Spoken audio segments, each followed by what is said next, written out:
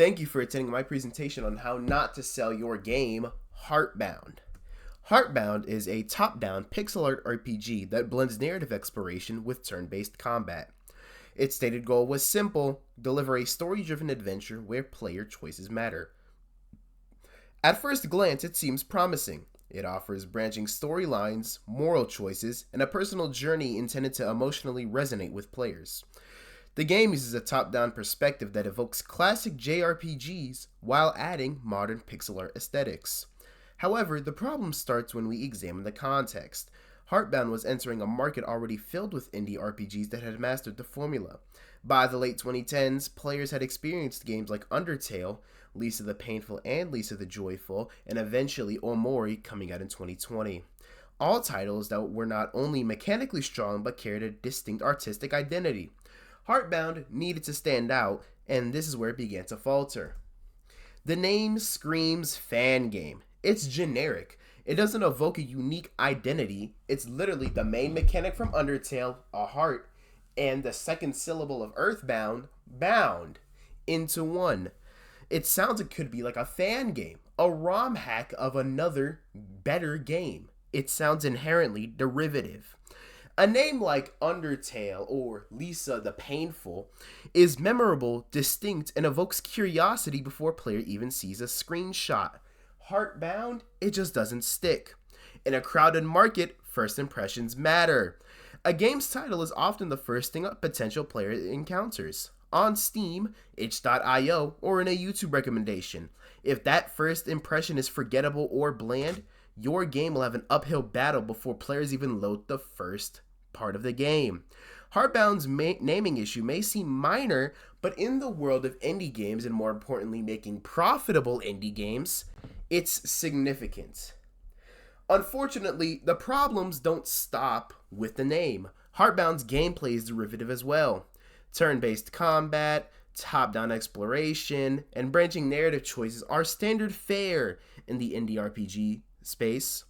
But Heartbound doesn't innovate. It borrows heavily from titles like Undertale and Lisa the Painful without introducing mechanics that feel fresh or exciting.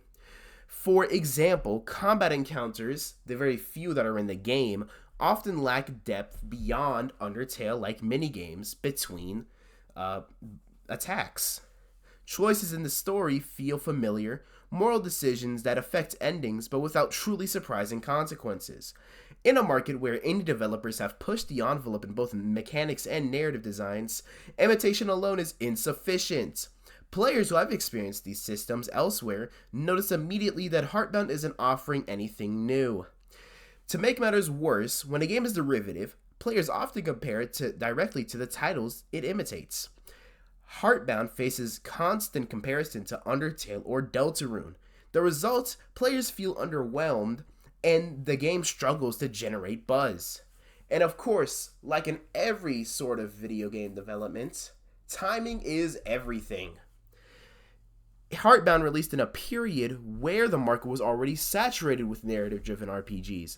By 2018 and 2019, players had experienced some of the most polished indie RPGs ever made.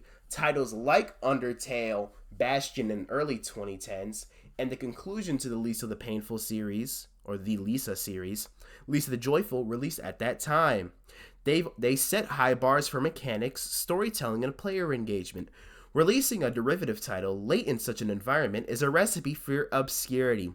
Even if your game is incompetent and your lead developer is famous, relatively speaking, players have little patience for another game that doesn't innovate.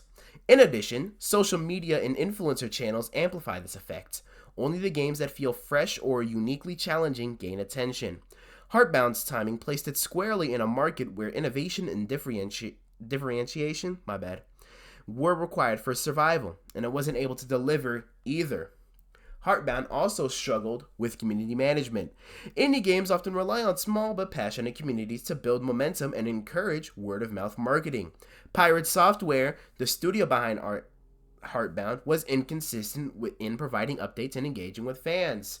Promised features were delayed or left unexplained, and the lack of transparency eroded trust. In indie gaming, where you do not have the benefit of a large IP like Call of Duty, so communities make or break a launch, neglecting communication is very dangerous. Transparency is a form of marketing. Players who feel more involved are more likely to invest, recommend, and forgive early shortcomings.